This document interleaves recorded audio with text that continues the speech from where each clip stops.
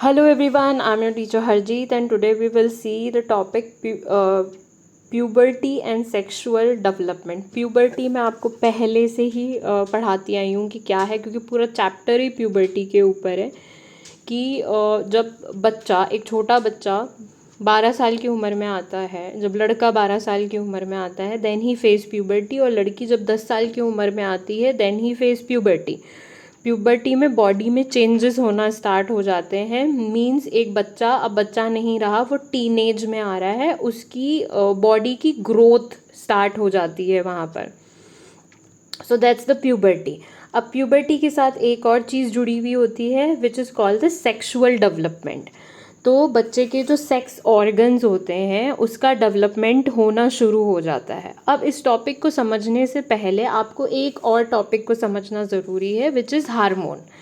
क्योंकि जब तक आप हार्मोन्स को नहीं समझोगे कि हार्मोन्स क्या है, उनका काम क्या होता है, तो ये सेक्स हार्मोन्स आगे का जो टॉपिक है वो आपको समझ में नहीं आएगा. और जितनी भी ग्लैंड्स इसके अंदर दे रखी हैं उसके बारे में हम थोड़ा सा समझेंगे, तो जब हम इसको पढ़ेंगे तो आपको वो चीज़ें ईजीली समझ में आ जाएंगी. So the thing is, what is hormone? Hormone are chemicals that coordinated different functions. जो हार्मोन्स होते हैं वो केमिकल होते हैं जो कोऑर्डिनेट करते हैं डिफरेंट फंक्शंस को इन आवर बॉडी, हमारी बॉडी के अंदर, by carrying messages through our blood to our organs, skin, muscles and other tissues. तो ये जो केमिकल्स होते हैं वो मैसेज को कैरी करते हैं और ये मैसेज ये पहुंचाते हैं ब्लड के थ्रू डिफरेंट ऑर्गन्स के अंदर, स्किन के अंदर, मसल्स के अंदर और हमारे टिश्यूज़ के अंदर. The signal tell your body what to do. तो ये सिग्नल्स जो होते हैं वो हमारी बॉडी को बताते हैं कि हमें क्या करना है, एंड व्हेन टू डू, और कब करना है. Hormones are essential for life and your health. जो हार्मोन्स है वो लाइफ के लिए बहुत इंपॉर्टेंट है और हेल्थ के लिए बहुत इंपॉर्टेंट है. अभी तक साइंटिस्ट ने लगभग 50 हार्मोन्स को आइडेंटिफाई किया है ह्यूमन बॉडी के अंदर.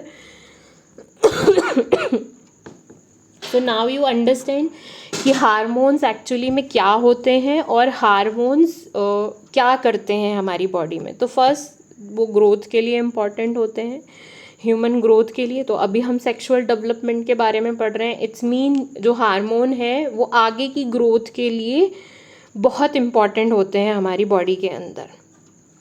So hope this topic is clear. अब जो हार्मोन है वो कहाँ कहाँ से निकलते हैं हमारी बॉडी के अंदर, दैट इज़ वेरी इंपॉर्टेंट. तो आपकी बुक के अंदर जो दे रखा है वो दे रखा है पिट्यूटरी ग्लैंड के बारे में दे रखा है. पिट्यूटरी ग्लैंड बेसिकली होती है हमारे ब्रेन के अंदर, और ब्रेन में एक होता है हाइपोथैलेमस. तो हाइपोथैलेमस, पिट्यूटरी ग्लैंड, यहाँ से हार्मोन्स निकलता है.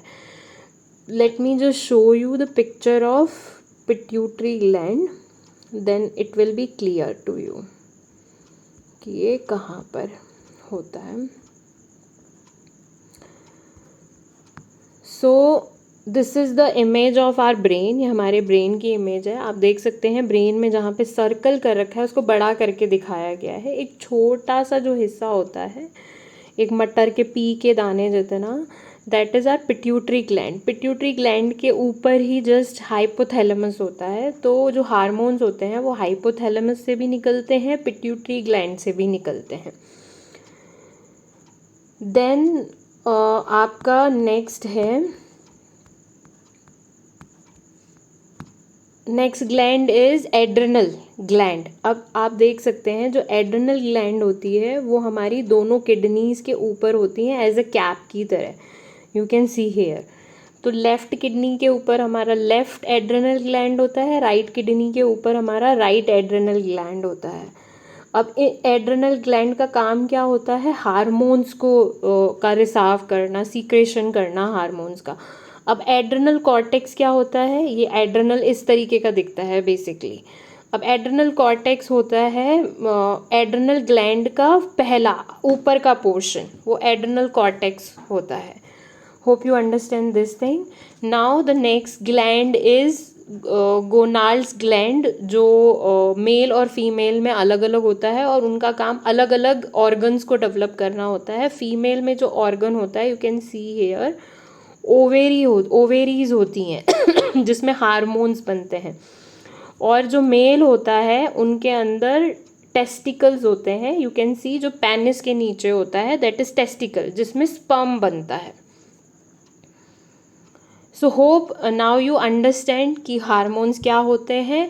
हार्मोन्स जो होते हैं वो डिफरेंट ग्लैंड से उनका सीक्रेशन होता है। मैंने यहाँ पे आपको 3 तरीके के ग्लैंड्स के बारे में बताया है। Now it's clear to you. अब हम चलते हैं चैप्टर की तरफ कि चैप्टर क्या बोलता है। Following closely on the heels of accelerated growth, the pituitary gland directs the adrenal cortex and the gonals into more actively.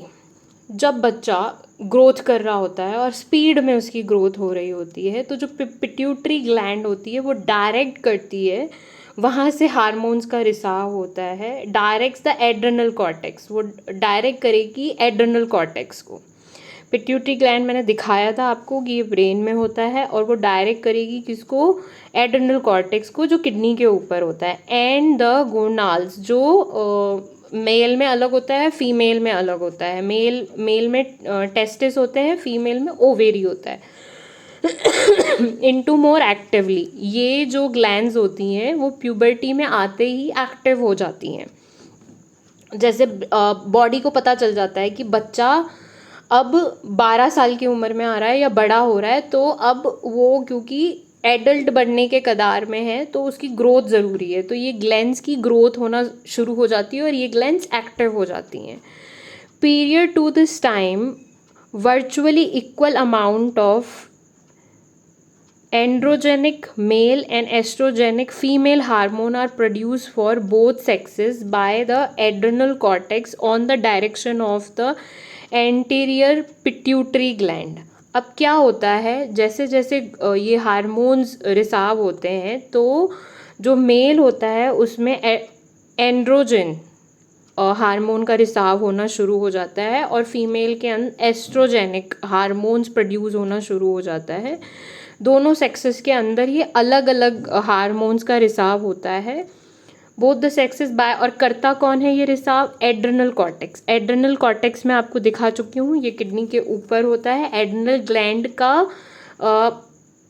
ऊपरी जो हिस्सा होता है वो एड्रेनल कॉर्टेक्स होता है, on the direction of anterior pituitary gland. On the direction, कहाँ से डायरेक्ट होता है ये? पिट्यूटरी ग्लैंड से। Now an increase amount of hormone production differentiate the sexes. अब क्या होता है, जैसे आपने देखा होगा एक छोटा बच्चा होता है, उसमें कोई प्यूबिक हेयर नहीं होते हैं, उसमें उसके सेक्सुअल ऑर्गन्स इतने डेवलप नहीं होते हैं, जहाँ से वो यूरिन पास करते हैं, दे आर नॉट डेवलप। जैसे मेल के अंदर जो सेक्सुअल ऑर्गन होता है that is penis.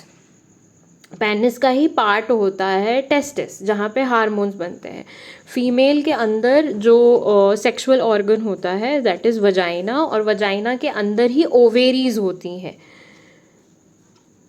The male producing more estrogens and female produce more androgens male and estrogens female.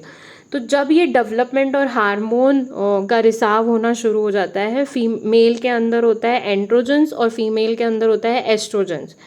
तो क्लियरली आप डिफरेंस देख सकते हो मेल और फीमेल के अंदर। क्यों? क्योंकि वॉइस में चेंज होना शुरू हो जाता है। फीमेल वॉइस पतली होना शुरू हो जाती है, मेल वॉइस हैवी होती है, प्यूबिक हेयर्स आने लगते हैं, और जो सेक्सुअल ऑर्गन्स होते हैं लाइक मेल के अंदर जो पीनस होता है उसका साइज बढ़ने लग जाता है, फीमेल में वजाइना का डेवलपमेंट होने लग जाता है। So it is the preparation of reproduction, कि बच्चे को तैयार किया जा रहा है एक ग्रोथ के हिसाब से, एक टाइम के हिसाब से बच्चा धीरे धीरे डेवलप होगा, और उस डेवलपमेंट के बाद वो बच्चा तैयार हो जाएगा, वो टीनेज तैयार हो जाएगा एडल्टहुड की तरफ। और जैसे ही वो एडल्ट बनेगा वो रिप्रोडक्शन कर सकता है, किसी दूसरे अपने जैसे ही किसी दूसरे को जन्म दे सकता है। Now we are coming to the sex hormones are substance secreted by the gonals for reproductive functions and determination of secondary sex characteristics.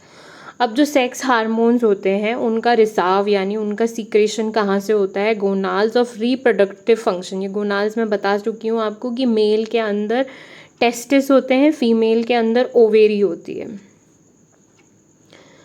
तो अब क्या होते हैं? Secondary sex characteristics. बच्चे के अंदर सेक्स कैरेक्टरिस्टिक्स डेवलप होना शुरू हो जाती हैं। फीमेल के अंदर अलग होती हैं, मेल के अंदर अलग कैरेक्टरिस्टिक्स डेवलप होती हैं। Estrogen in the female, estrogen female के अंदर रिसाव होगा और टेस्टोस्टेरोन मेल के अंदर रिसाव होगा।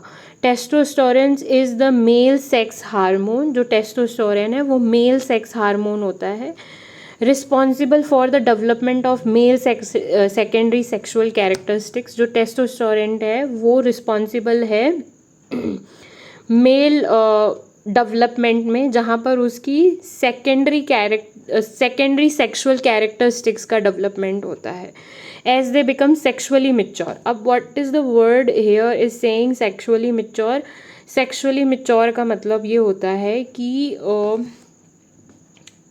सेक्स करने योग्य हो जाना कोई भी इंसान, बट इतना मिच्योर नहीं हो जाना they can do the practical. No, sexually mature एक पूरा प्रोसेस होता है। Why this is process? क्योंकि सिर्फ टीनेज में अंगों का डेवलपमेंट होना शुरू होता है।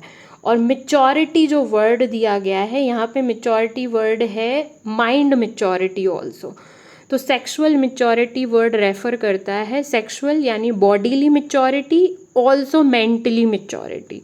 While in the female body this roles play in the oestrogen. और फीमेल बॉडी में ये रोल कौन सा हार्मोन प्ले करता है? एस्ट्रोजन प्ले करता है।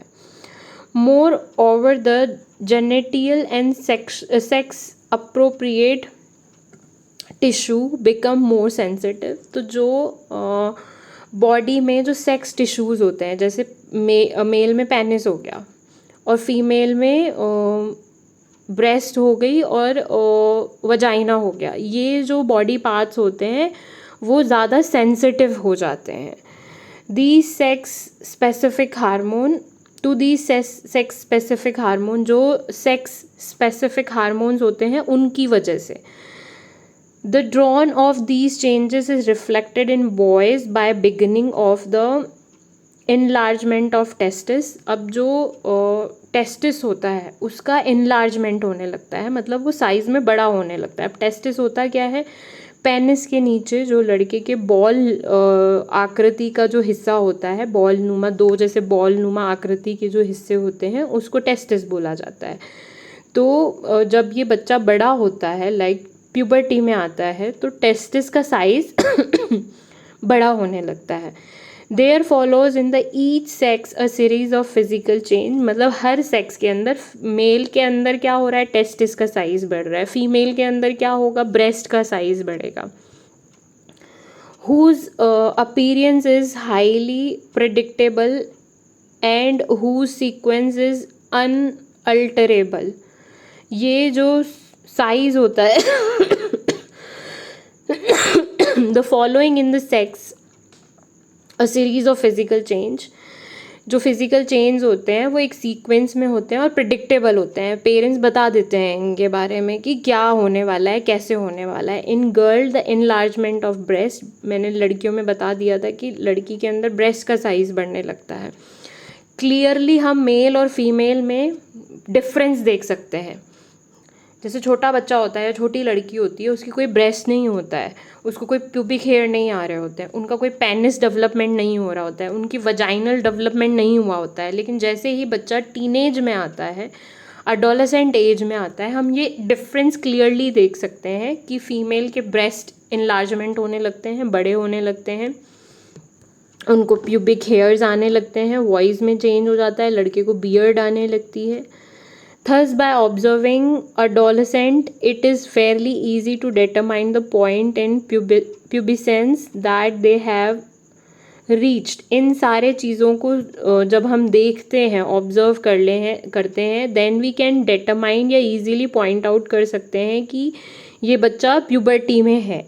The observable secondary sex characteristics, जो सेकेंडरी सेक्स कैरेक्टरिस्टिक्स हैं, such as development of axillary hair, बालों का बढ़ना शरीर में, वॉइस का चेंज होना ये प्राइमरी सेक्स चेंजेस होते हैं कि बॉडी के अंदर सेक्सुअल चेंजेस होते हैं, यानी हार्मोन्स का रिसाव होना शुरू हो गया है और उनकी वजह से चेंजेस होना शुरू हो गए हैं। Primary sex characteristics include reproductive जो ऑर्गन होते हैं। अब रिप्रोडक्टिव ऑर्गन क्या होते हैं? रिप्रोडक्टिव ऑर्गन इज पीनस, वजाइना, और अंदर भी जो हमारे रिप्रोडक्टिव ऑर्गन्स होते हैं, मेल के अलग होते हैं, फीमेल के अलग होते हैं, वो भी डेवलप होते हैं। हुज मेच्योरिटी इज सिग्नल्ड, तो इससे एक सिग्नल मिलता है कि ये जो रिप्रोडक्टिव ऑर्गन है उनका डेवलपमेंट हो चुका है। By the menarche in the girl, लड़की के अंदर पीरियड्स आना इज़ लाइक फर्स्ट पीरियड आना, लड़की का फर्स्ट पीरियड आना इज़ लाइक सेक्सुअली मैच्योर हो चुकी है। एंड बॉय का फर्स्ट इजैक्यूलेशन, यानी उसके पीनस में से पहला स्पर्म का निकलना, फर्स्ट इजैक्यूलेशन का होना, दैट इज साइन ऑफ कि वो बच्चा मैच्योर हो चुका है। अब वो बच्चा नहीं रहा है, वो टीनेज बन चुका है। सो आई थिंक ये टॉपिक हम यहीं पर फिनिश करते हैं। नेक्स्ट टॉपिक हम नेक्स्ट वीडियो में देखेंगे। Till then take care, bye, keep smiling and keep learning.